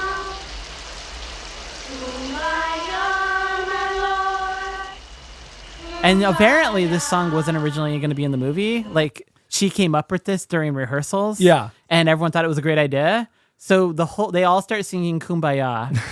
Randy Edelman has fun throughout the whole movie because the next time they sing it, it's like a choir with all this music. They use this song throughout the movie. And we find out later, Shelley Long had talked about Randy Edelman also works on Ghostbusters 2. Apparently, the guys from Ghostbusters 2 wanted to use Kumbaya. Yeah. But he had just done it all on Troop Beverly Hills, so they couldn't have it. Sorry, guys. I used up all my Kumbaya in this movie over here. And what's great about Beverly Hills, I mean, if you lived in California or if you were around back in that time, Kumbaya was always more associated with like unsuperficial hippies. You know, it was that natural back to camp. And so this movie, these girls, Beverly Hills, late 80s, take Kumbaya away from the 70s hippies. Yeah. And turn it into this. Well, this great- especially there's a scene later when they're looking over jewelry. Yeah. And she uses it. She's like, "Oh, does this diamond sing?" No. Oh, but it does. Oh, Kumbaya, my love. And It's like, yeah. So that contrast of like being used by hippies to sort of spread peace and love, and then having it in that capitalist setting. Capital commercialism and like. It's awesome. It's a great contrast, which a lot of this film is. Yeah. So then they go to the hotel, and this is great. This whole section is awesome, especially when you were a kid, because they're telling the story about who has my golden arm, and then they wanted Phyllis to tell a scary story. And you just know it's going to be good because what scary story could she possibly tell? Yeah, and she doesn't even. And she doesn't just miss a beat. No, and they got great Randy Edelman music, and everything gets real quiet and serious. And she starts talking about going to Her hairdresser, and but he's not there. He's not there, so instead it's Ronaldo. As he turned my chair around to face the mirror, I saw it. He permed me!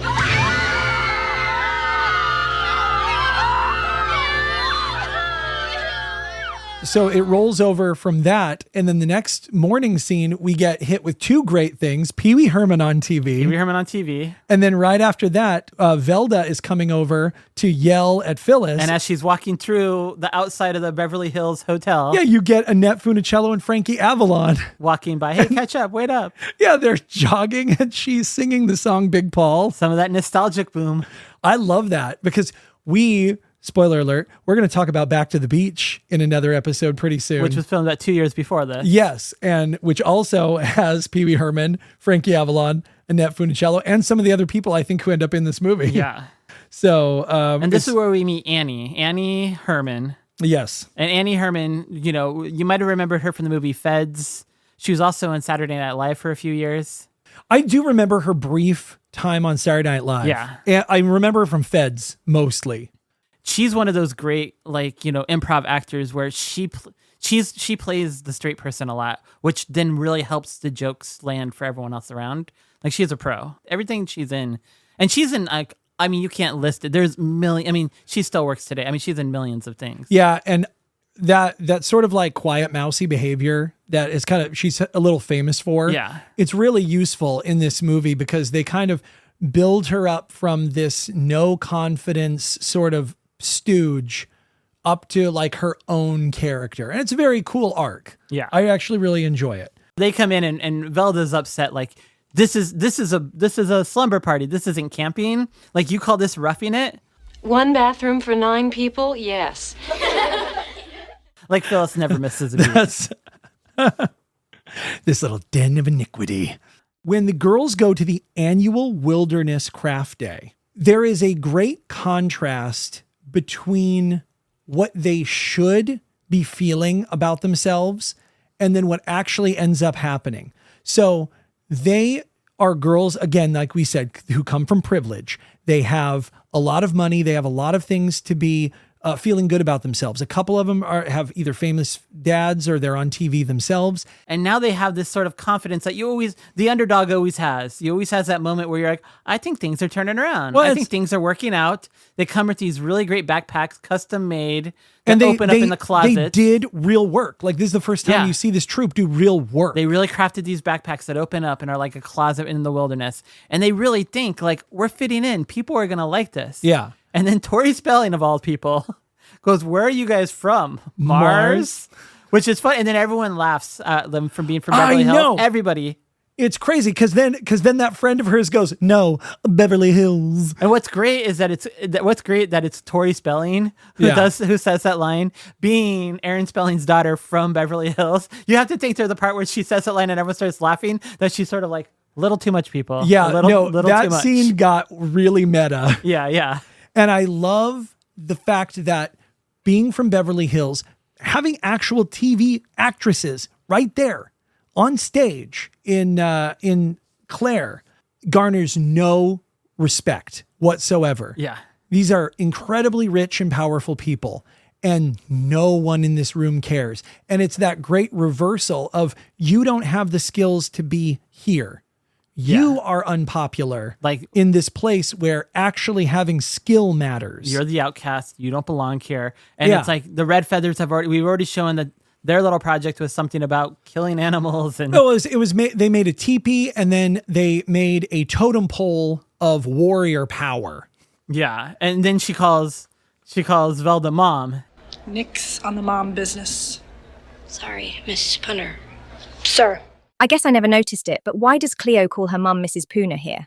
Velda is such an asshole that even with her own daughter, they have to have like a professional relationship. Like they can't be close.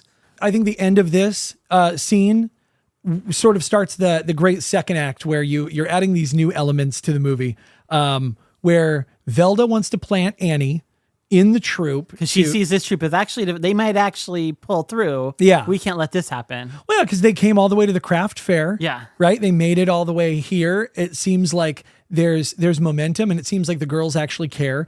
So she's going to have Annie join the group and sort of spy on them and sabotage go out of her them. way to sabotage this group of kids. Yeah.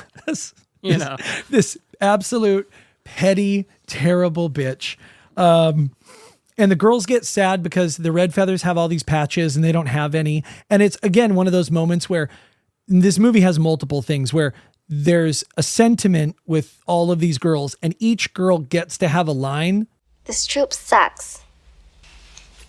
Okay. Does everybody feel like that?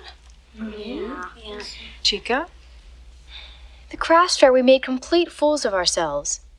Those creepy Red Feathers laughed in our faces. They had a right to. Did you see all those patches? Yeah, they know how to do everything. We can't do anything. Well, let's face it. We're weird. We're losers, really. I hate to say it, Mom, but you know it's true. And Phyllis isn't having it. Yeah. No, and so they decide that they're going to make their own patches, and she's going to teach them how to live in the wilds of Beverly Hills. Which leads to a really great montage. Oh, I knew you were going to bring up a montage. We got to have a montage. Yes, and they have a great montage. They have a grooming patch where the girls go visit a high-end spa, and Annie has to get her mustache pulled off by that woman who has way too much fun doing it. Then they get taught how to dance for their dancing patch. And then they learn like a whole bunch of they learn the frug, the mashed potato, the twist, the pony. And then they learn also, I want to get in the Hully Gully. This dance has plagued me my entire life because there's a line in a song that's sung by the character Gabbo in The Simpsons. And he says, I can do the Hully Gully. I can imitate Ben Scully. And I never knew what the Hully Gully was my entire life. And then rewatching this movie, I'm like, oh, the Hully Gully is a dance. Okay. Mystery solved. I can now stop thinking about that forever. So I've taken that out of my mind and put it on a shelf. I don't need to spend any time on it ever amazing. again. Yeah, a little more room now in your brain. Yeah. But then, yes, what they end with, ironically, is the song The Freddy. Named after her husband, Fred. Yeah. Which is a song or a dance that is very stupid. And it takes about like 6 feet on either side of you to do it. You have to kick out your arms and your legs. I'm doing it now. And I'll say, damn you, sir. Damn you, sir. Did you say stupid? Because I think that dance is amazing. I remember as a kid, like you would go to dances and if you saw somebody doing that or if you did it just for fun, because when you're a kid, you're just throwing out all the different little things you know. Yeah. And I was a military kid. I moved around every 3 years. I would bond over that dance with other people, being like, oh, you've seen this movie too. I'm saying it's stupid now, but when I was a kid, did I do the Freddy? Did I go outside with my sister and do the Freddy constantly? Yes. Oh, well, that's stupid. Absolutely. Did I recruit my cousins to also do the Freddy? Oh, and he has a lot of cousins. I'm not saying I didn't do it. I'm saying as an adult, I realize how low rent and silly it is, especially when you watch Freddy and the Dreamers do the dance. Like even Freddy is not interested in doing the Freddy. But I think it's funny. So speaking of the Freddy, because outside of this movie, I honestly have no idea who's ever heard of it or done it. The movie could have made it up and we'd have no idea. But they didn't make it up because it is in a 1965 episode of The Addams Family. Gomez does the Freddy in the episode Lurch the Teen Idol when they're trying to teach Lurch how to dance, which is a great episode. Everyone should go look that up. It's fantastic. And then the Freddy is also mentioned in Rilo Kiley's song, The Frug, which I was playing when you pulled up today. Nice. So she says, I can do the Frug. I can do the RoboCop. I remember that. I can do the Freddy. Yeah. But I won't show up for the 30-year reunion. Yes. Rilo Kiley, by the way, is Jenny Lewis's band, which she started with the kid who is in the second season of Salute Your Shorts. Oh, wow. Because we were going to review Salute Your Shorts for the camping episode that this was originally supposed to be. Which kid is it? I can't remember his name, but he's the new kid that shows up. His name is Ronnie Pinsky, played by Blake Sennett, under the name Blake Soper. God, I wish someone would give these two goons an awful waffle.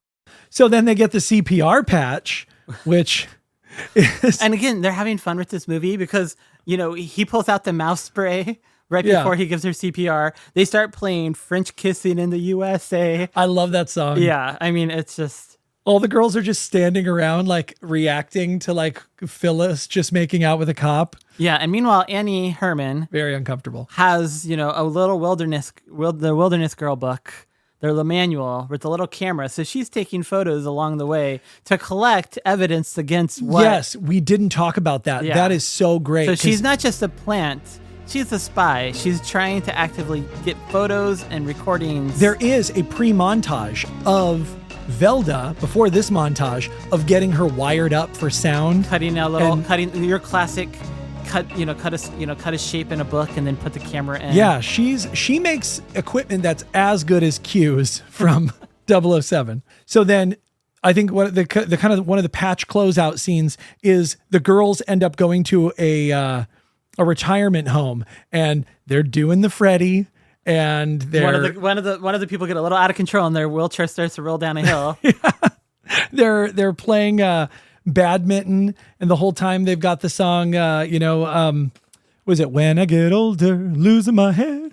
Really? But it's like But I don't think it's a cover. It's definitely a cover version. They were not paying the full price. And then magazines seem to come into the scene again. Yeah, there's an old man, there's a rowdy old man, and they're trying to give him some magazines, and he doesn't want any magazines. I don't want no lady magazines. He's been real surly because they keep trying to give him these women's magazines. But Jasmine. So it was Lily. Oh, it was Lily. No, it's I think, we'll look again. Hey, Lisa, find out who's right. After using the scene examination skill of a 6-year-old, I determined it is Jasmine that gives him the magazine. Now, the bigger question, why does it feel so good to tell Matt he is wrong? They hand him a Penthouse magazine and they're like, how about this? The first thing he does is open the centerfold. And all the girls react going, ooh. And then his wife takes the magazine, rolling her eyes. Which they should not have done. And by the way, that Penthouse was a June 1988. Of course it was. Penthouse number 266. And the cover model was Mickey Hansa, photographed by Earl Miller. And Matt didn't have to look that up. He just went to the old comic box. I just went to the old Rolodex. We don't have the identifying jewelry patch. Interesting color, remarkable clarity, a fine cut. I'd say 82,000. That's amazing. Isn't it? I love, they're looking at the diamond and she's like, what is this, a canary diamond? Oh yeah, a Does canary it sing? diamond. And he's like, the guy's like, no. And she goes, yes, it does. And they all start singing Kumbaya. So then Phyllis ends up taking all the girls with her to divorce court. Yeah. And again, at this point, we don't know if this divorce is really going to happen. And we learned from her, I don't think she thinks this divorce is really going to happen. Because for her, this is still kind of playful. And they walk in the court and Fred's upset. He's like, why did you bring all these girls? And she's like, they should learn about our judicial system, especially with such a fine judge up here. And the lady who's the judge, she was very much like, I'll allow it. No. She's very much like, oh, I like these girls. Good Lord. Phyllis finds out that Fred wants to push the divorce through faster. What's the hurry? Because he might want to marry Lisa. His real estate agent that came over at midnight. Yeah, and so that kind of builds up some more tension. There's some layered tension. So coming everyone in the walks movie. out of court pretty down. Oh, the thing we didn't mention. When they get to court, it's Claire's dad who is Fred's lawyer. Oh, yeah. But then they all walk out of court pretty sad. And That's rich people. That is, yeah. I mean, very civil, very and yeah, Shelley Long walks out just for the first time, we as an audience and her, the stakes now are been doubled down. Like this might really happen. We might really see this family fall apart. Yeah. So one of the next crucial scenes that I think is really good and I think is good for character building in this movie is that Phyllis tells all the girls that there's going to be a patch ceremony and that all they need to do is show up to the event and bring $7.50 for the patches. What she says that they, need to bring $7.50, which at first you're thinking, is it $7.50 for 38 patches or is it $750? That could be a lot of money. I never thought that. You I never never thought thought that? it was $750. You think you could get 32 patches for $7.50? Well, because later, but it's not until, for me, I guess. Okay, I did not think that. I think two people read this scene two different ways. Well, I'll tell you why I didn't think that, because earlier she was sweating over $10 in dues. I know. And so the first time when I see it, I hear $750. I was like, that's $750, and she runs off. But then when Small Wonder hands her a $10 bill to cover the $750. Well, I know I had a whole thing. I was going to get there. Sorry. But I think, you were like the first time you saw it, you thought it was $7.50 for like a bunch of. I thought for a moment, does she mean $750? And then I thought, well, that's insane. So it must be $7.50 because she couldn't cover the $10. She definitely can't cover the $7. Yeah, how can she? But the reason I like this scene, and I'm glad they added it in, is because this is character building and it's wilderness girl building, because this starts a series of Phyllis solving these poor girls' problems and kind of being a secondary mother to these girls we already know who are alienated. And I think this shows good moral value. And for some reason, I'm as a father now, I actually give a shit about moral value in movies. But it is good because you're starting to see that they're becoming a community, a team. But then when Emily comes outside and she runs out and she says, "This is stupid. This whole thing is stupid." And then she leaves. Phyllis goes and follows her. And she sits Emily down and tells her about times that she had her credit cards cut up in front of everyone. And it was really embarrassing.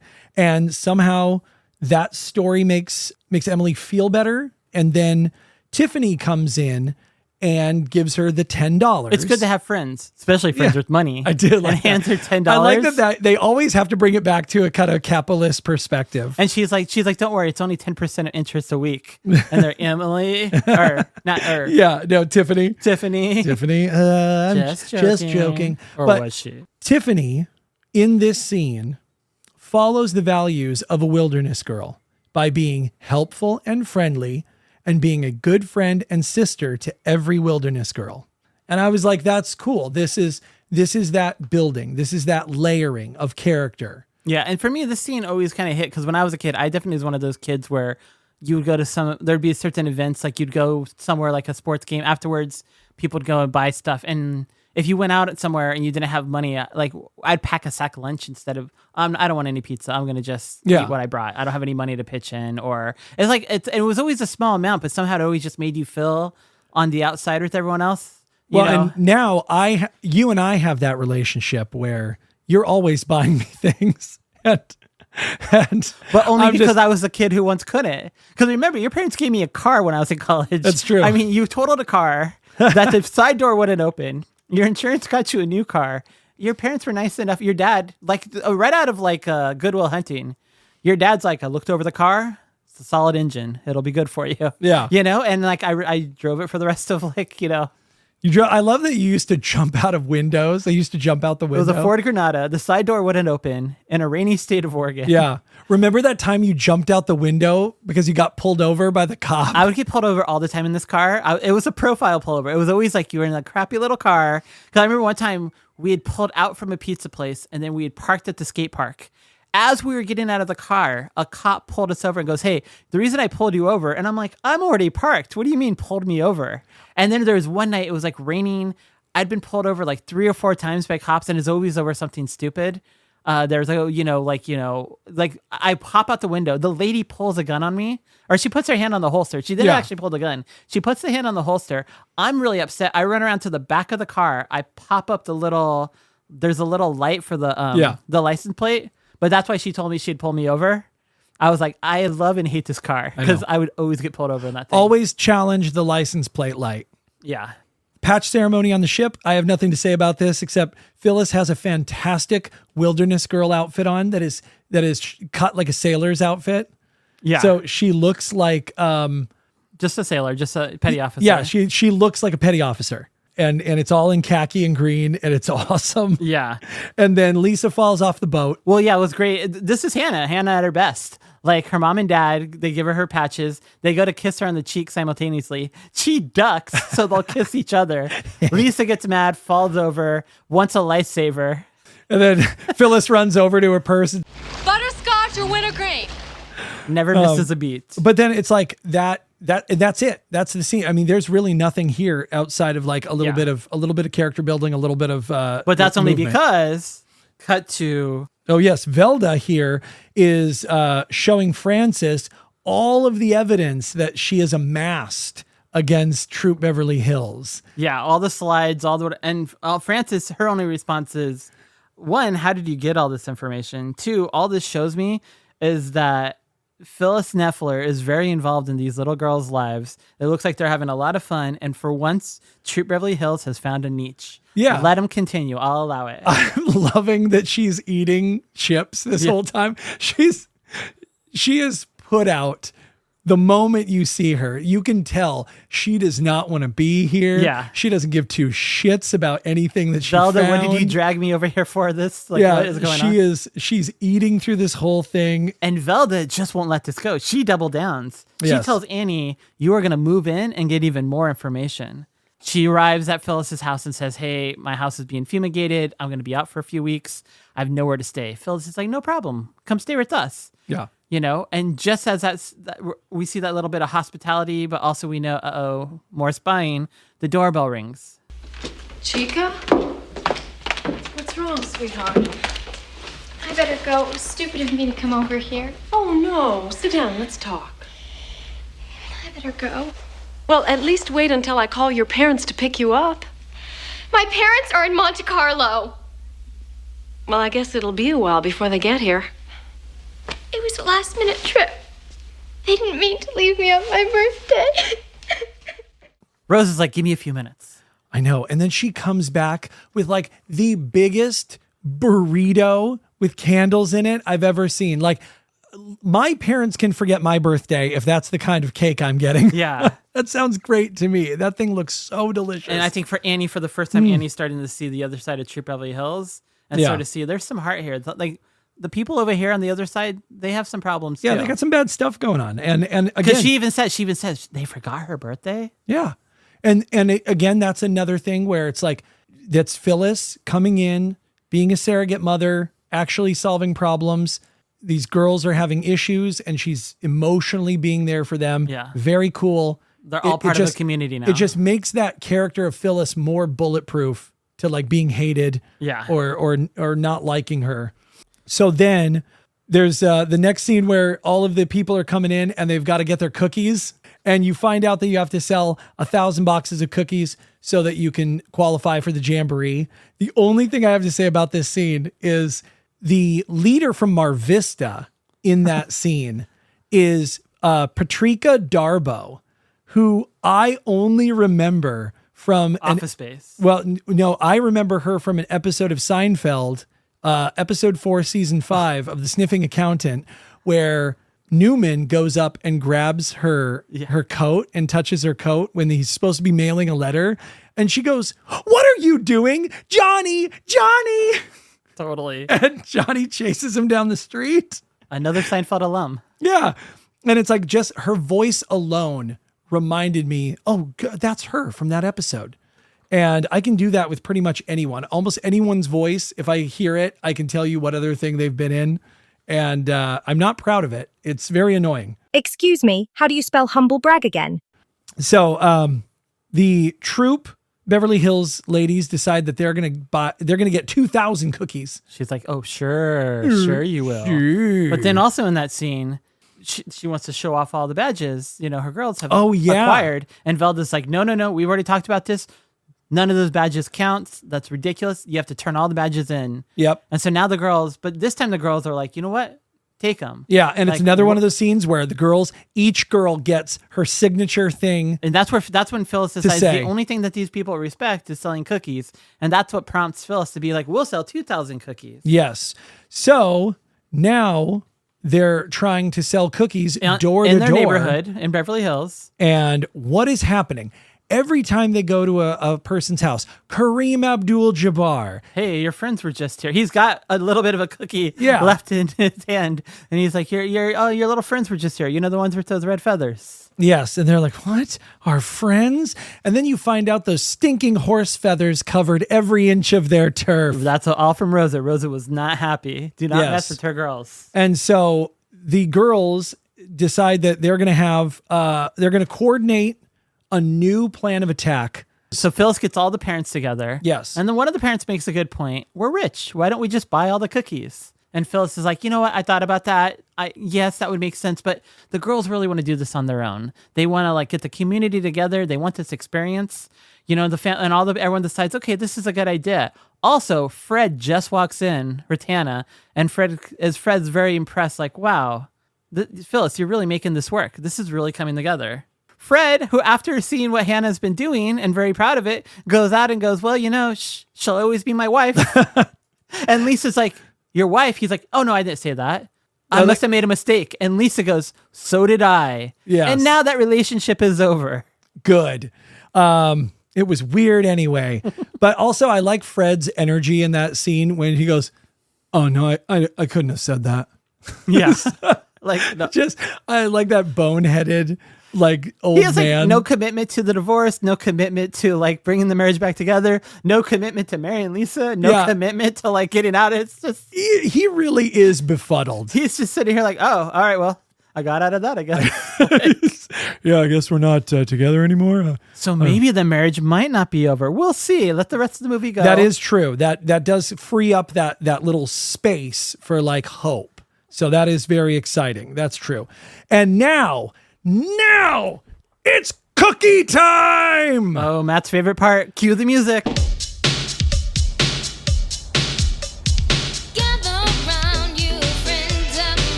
Okay, in front of Giorgio in Beverly Hills, the girls do a big, huge number.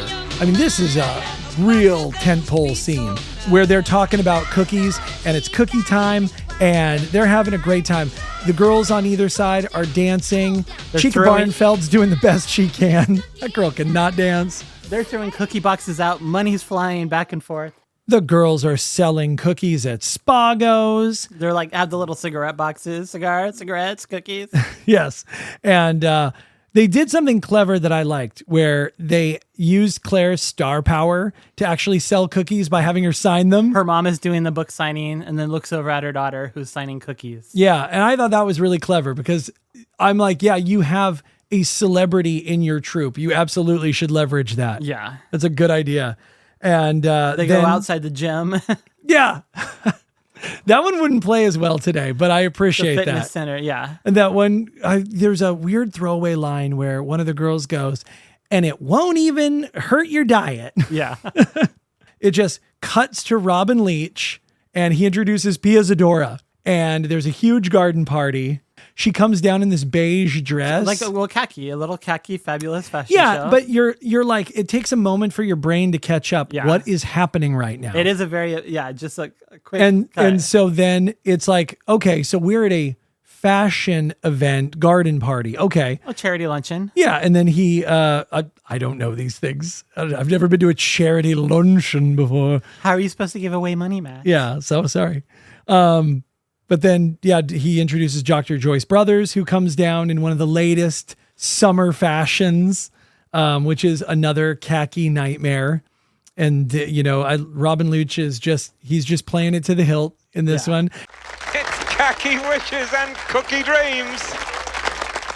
So at the gala, nothing totally impressive happens personally, except for the fact that Cheech Marin gets introduced to Annie.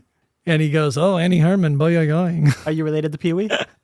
And then a guy, I did not know this was him until I looked in the IMDb and then watched the movie again. But Ted McGinley from Revenge of the Nerds and Married with Children is dancing with Annie later. So she goes from Cheech Marin. I don't usually speak this way. Ted like McGinley. It. Yeah. I know that's the line where she says, "Screw you, Velda." Because they present Velda with the check. Because not only did they meet their 2,000 cookies, they actually sold over 4,000 cookies. Yes. And Velma has to go to this black tie event to get the check from the Wilderness Girls. Yeah, that's 4,732. Let's give them their due. Absolutely. Hooray, you guys know your big boy numbers. Fred is sort of using language where Phyllis thinks that he and him are going to reconcile and we get as back an together. audience know he just broke up with Lisa, so we kind of think the same thing. Yeah, and then right at the end of the scene, he plays a switcheroo where he's asking for joint custody over Hannah. Because, all that time he spent going to baseball games with Lisa and hanging out with Lisa, he's realizing, in all this, I haven't spent very much time with my daughter. Right? And then, Phyllis gets mad. Yeah, I gets a kind of... A little flustered. She gets, in my opinion, unjustifiably mad. What? I think it's unjustifiably mad. I think so. Okay, and obviously he should be able to have custody, but I think it's her big event. You couldn't have told her afterwards or told them the next. Well, day. no, You're really going to spoil somebody's big day. Those are two different things, and I'll explain. Because I agree. The whole time he's talking over this, I'm like, why are you doing this at a better time and a place to do this event right now? Yeah, this is not the place to do this. And so she gets up and steps right into the pool. But if he had said, "I think we should get back together," she would have been like real excited about it. That's so true. Being at the gala, that wouldn't have made, if she's getting good news, it wouldn't have mattered. Yeah. But the fact that she's getting bad news or news she doesn't like, now we got a problem. But they end the scene brilliantly. She gets up, she takes the wrong direction step right into the pool. The whole party stops. The music stops. Your classic 80s, record break. Only for Fred to be like, "Well, we're going through a divorce," and everybody just goes, "Oh, because everybody in Beverly Hills." Oh, that makes sense. Okay, yeah, we've been there. That was a really good scene. That was a great way to end that. So then we see Hannah, and she's packing to go to Fred's house, and she's got a giant Neffler Motorman poster on her wall. Yep. And then she goes. Phyllis is already feeling it. Phyllis is having a day now because Phyllis is already my baby girl. She's going to go to her dad's house. I guess we're not getting back together. Yeah. And now I'm going to lose her for half the week. How's this all working? Yeah, which is weird because it's like, did they already go to the courts and set this up, or is this they just might just be giving it a trial? Yeah. They might just be giving it a trial. So as Hannah leaves, Velda comes right through the front door. Velda's like, look, if you take them on the jamboree, you have no experience in the wilderness. You are going to kill these girls. Someone's going to get hurt, and it's going to be on your hands. So that she really psychs out Phyllis, who's already feeling a little down. No, and I agree. I am already thinking of when Hannah's character gets to go and play Nintendo and eat pizza by the beach, which... See, you weren't a child of divorce. I was. No, yeah. And it is when your parents get the divorce, especially when that first starts happening. Like my dad would take us to the movies like every weekend. We'd go get pizza. It would always be like, let's go get go to the Navy Exchange and maybe get a Star Wars toy or some little toy and everything. That period does not last. But for a little while, everyone's trying to make it seem like it's still going to be okay. Well, my kids must think that their father is divorced because I do that to my kids all the time. You're just a good dad. I'm just constantly, hey, let's go get some ice cream. Let's go do this. But Hannah's not having it. Hannah's like, Dad, I can't just eat ice cream and pizza. You're doing this a little too hard. We could just honestly pissed me off so much when I was younger because I was like, yes, I'll absolutely take more pizza. Yeah, no, let's. You're a father actually sitting down and playing video games with me sounds great. I would love it all day. Matt's like, yeah, let's go get ice cream. Maybe we can get some more movies and games on the way back. Yes, no, and I love it. Do you notice they had all these rented movies too? Yeah. Man, and his condo is like right on the beach, so you have Venice Beach right out the window. God, I know. Or Malibu. I'm not. I know, and the whole scene is supposed to be sad, and I just can't be sad for her. Like, these are all the things that I would want to be doing. Like, walk out onto the beach whenever I felt like it. Endless amounts of pizza, ice cream on the way. The only thing I would have changed is the video game. They were playing baseball. Ugh. Yeah, okay. Yeah. No, thank you. Trying too hard. Let's play TNC Surf.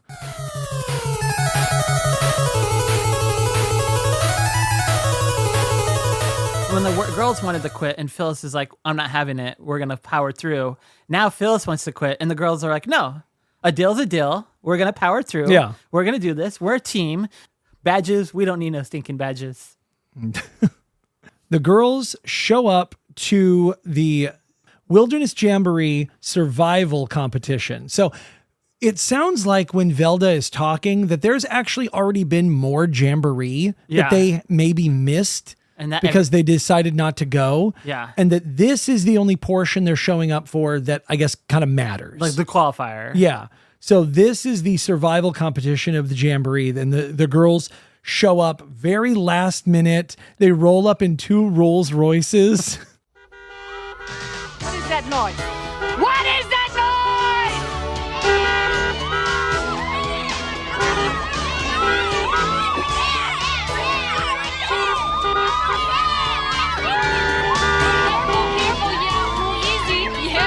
Already in Beverly Hill, what a thrill. Yes. Let's do this. And so right away, Annie is fired by Velda so that Annie cannot do all the heavy lifting. And help out. Yeah, which I thought was a good idea. Which also shows that Velda was just using that at an angle and didn't really care about the girls. Because now that Phyllis has showed up and still going to take the girls into the wilderness, she's like, well, let me take out the only lifeline you would have that would help you. Yeah. So Velda doesn't care about girls at all. Like, oh, no. Just wants to win. Now she really does want somebody hurt. Yeah, she's a piece of shit, like we said. Phyllis uses her knowledge of where stores are located in Beverly Hills to help locate the first campsite. Chica Barnesfeld had packed a Head brand tennis racket, and they were using the tennis racket to whack themselves like through the bushes and everything. Yeah, it's like their machete. That was so cool. And then of course, yeah, I have the competition is fierce with Red Feathers sabotaging Troop Beverly Hills at every turn. And despite losing their walkie-talkie in a swamp and facing various challenges, Phyllis and her troop persist. only to then be chased by a skunk. Yes. Which allows them not just to get to the finish line, but to race to the finish line, nearly beating the red feathers. They beat the red feathers and set a brand new record. And Velda is not happy, and she turns that skunk into a hat. You're gonna pay for this.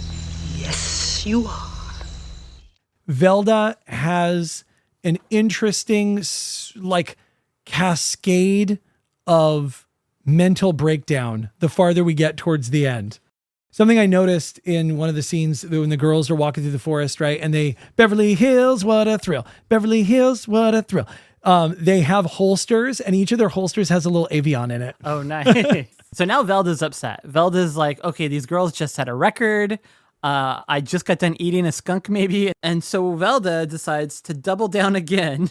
I didn't triple down, quadruple down. Velda's just out to win. Yeah. So she has the other troop, her red feathers.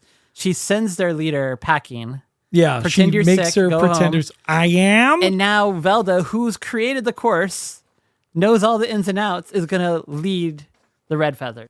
So it's just, it's acknowledged that this is now blatant cheating, and they're still going forward with it. Apparently it's fine. And this time they're not turning signs around. What do they do instead, Matt? Well, now they just cut down entire rope bridges over chasms, which again goes back to what you said.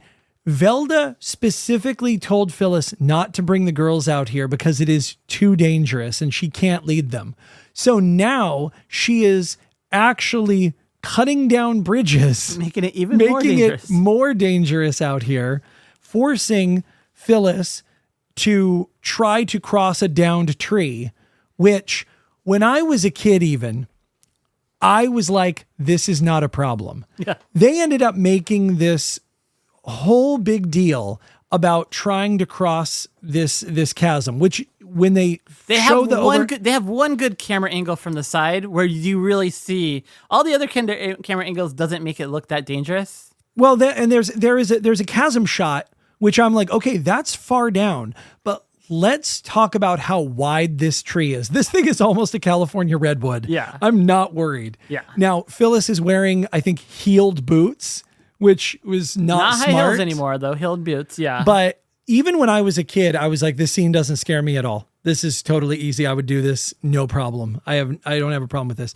But then it kind of becomes a weird, awkward scene where she falls down. She can't move. Hannah has to get up. Hannah immediately gets her foot caught. Which then Shelley Long gets to, Phyllis gets to turn around and then save her daughter. Yeah. And then together, while fighting, not thinking about it, they cross it, no problem. And that's a good bit.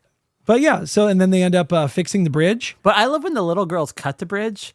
Like, this isn't even like Karate Kid, where like at a person part in Karate Kid, Johnny starts to look at his evil coach like, maybe we're going too far. Like, Velda's daughter is pure evil. Like, at no point does Velda's daughter ever become redeeming in this movie. No, and I agree, and that's a great observance because she is as ruthless as her mom. More so. We're going to learn pretty soon that she's even more ruthless than her mom. Yeah, and it's like, it's none of the Red Feathers ever have a moment where they seem like, where they even question that what they're doing is bad or not following the wilderness girl way or anything like that. They're just totally out to win. Completely sold. Velda ends up taking the girls out into an area that's meant for trappers and hunters, immediately falls down in a hole and breaks her ankle. Yeah, breaks her ankle. And so her daughter and the team decide, you're dead weight. Here's a canteen. Here's a map and a canteen. Fend for yourself. We are going to go win. And instead of being proud of them for being so cutthroat. Oh, come on. You're not going to leave me here. You're dead weight. Besides, after we win, we'll send someone back to get to you. Come on, Red Feathers, move on. Leo! I was in labor with you for 17 hours! I bought you your first tricycle! I have patches, girls! I can get you into West Point! You little bitches! She's so upset that they would leave her when that's exactly what she's been teaching them to do, win at any cost. It's very funny. But we as an audience, we learn that lesson. Oh, yes. And then the Troop Beverly Hills girls, they hear her calling. They come over. And Tessa, of course, Tessa, who is somehow a doctor now, checks her ankle for multiple contusions and realizes that she can't walk on it, and that, now they have a moral dilemma. Do they help the person that has been screwing them over this whole time so bad and follow the wilderness girl promise, or do they leave her to be toyed with from mountain men and other people? And Phyllis leaves it in the girl's hands because she knows what are the girls going to do. Yeah. And then Jasmine goes, let's leave her. And Phyllis is like, no. So the girls take their backpacks, their custom made backpacks, and turn it into Yeah, they turned it into like a medical bag, like a cot, yeah, it is like a cot. It's sort of like Oh man, what is that called? Jesus, I have access to infinite digital knowledge and I can't think of what it. are those things in the back of ambulances? Yeah, I know. I'm gonna cut all these the things little out. hamper or the little. What are we right now? I know. What two humans are we? Those medical cots, Yeah, I know they're medical cots. They have a name. Let's go check into a hotel. We'll just camp out in a hotel for the weekend. Oh God, that would be really nice. Not a tourniquet. No, what is it called? It's a gurney. A gurney. They make a makeshift wilderness gurney out of the backpacks. Yes. Again, it's one of those moments in movies that I really appreciate because it's like a miniature montage. Yeah. Because the girls lay them down one at a time in perfect succession. And then tie little wraps around them. Yes. And the way it's cut, it's like they did this in like record time. They didn't even think about it. And then they find a big log, a big stick, and all the girls are on each side kind of carrying some of and dragging. The girls. I noticed that some of them are just in the back dragging watching. Velda to the finish line. So while they're saving Velda, yes, the red feathers make it to the finish line. Yeah, and it's really sad, and it seems like even Frances is disappointed. She shows a lot of grace by going through with the ceremony. All right, ladies, here's the trophy. Come on up to the stage. I wish there was something else I could do, but wait a minute. Yeah. Where's your mother? Where's your camp leader? Yep. And because they don't have their leader, they're disqualified. So this is where they learn grace, and they kind of stand up and they nope. What do they do instead? They just go ahead and grab the trophy and run. So like a little honey badger, they just run off into the brush. Yeah. What is it? It's Tori Spelling's character and then Velda's daughter these girls leave the rest of the team. But these girls are too young to drive. I know. So where are they running to? They're out in the middle of nowhere. And so she just goes, "Come on, Jamie." And they grab the trophy and run to nowhere. Yeah. They're miles from everywhere. And before you can have any concern at where they're going, who's coming over the hill? Oh yes, Troop Beverly Hills is coming over the hill. And she's like, "Oh, look, they're dragging something. Oh, I think it's a wild animal." No, it's Velda. And so they come over, and there's some great music. That da da da da da da da. Ba, ba, ba, ba, ba, ba. I don't know. It's nice, but it almost plays like television music. Yeah. It doesn't feel like movie music. It feels like something else might have been there, and then they lost the rights to it or something. It's okay. Yeah. It's all right music. But then so they come over. Everyone's excited. Oh man, they won. Oh, sorry, we don't have a trophy for you, but you girls did really well. But it doesn't matter. Claire's just happy that they got to compete and be real wilderness girls. And then all the parents show up late. Then the parents eventually show up in the back. Yeah. Like, hey, good job, ladies, you won. Like out of a scene from Goonies, it's like all these different parents show up, but for walking through the crowds to get to the front. Yeah, and they either just got there and they didn't really seem to care, or they went somewhere else to talk and just missed the finish line. I don't know what's happening. Yeah, it's very weird and chaotic, and then it doesn't really matter because it's all just filler. Yeah. For Fred showing up in a perfectly crisp white outfit. Yeah. To basically tell Phyllis she did amazing, and no one would hire me. No one would hire me, and now I'm back, baby. I'm back. Yeah, and it's he doesn't want a divorce, and they do a big kiss, and it's a big child's fantasy ending. Yeah, Hannah's very happy, and Hannah, being the adult of the family, about time you two grow up. 5, 6, 7, 8. We're the girls from Beverly Hills. 1, 2, 3, 4. Shopping was our greatest skill. 5, 6, 7, 8. After all is said and done, 1, 2, 3, 4. Beverly Hills is number 1. 5, 6, 7, 8. Beverly Hills, 1 and 2. Beverly Hills, 1 and 2. And that, my friends, is the fantastic cinema gem that is Troop Beverly Hills. I'm sure most of you have seen it. If not, you got to go back and check out this movie. It's amazing. Beverly Hills, what a thrill. I can't think of a better summer movie for myself than Troop Beverly Hills. And there's a lot of great summer movies, so that's saying something. But when we were going through this, we were looking at all these different summer movies, and we were going to talk about a bunch of them. But it was like, you know what? Troop Beverly Hills deserves its own episode. Well, it's so powerful that it sprang to mind for both of us.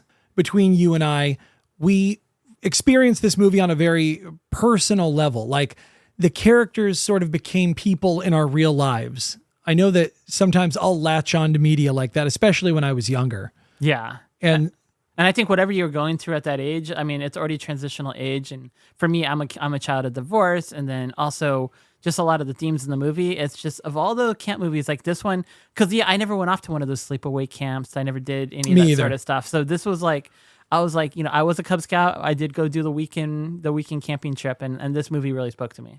Yeah, no, I had 2 televisions growing up, so I know what it was like to be rich. And sometimes I needed that $750. And so, yeah, there's something about it where even when I watch this movie now, I could watch this movie in the winter and I've still got those positive summer vibes like when I felt when I was a kid. Yeah, I have 2 young daughters now who are just finally starting to appreciate this movie, and I love watching it with them. Yeah. There we go. We're a couple of dads just finishing up what we think about a movie from 1989. Who could use room service?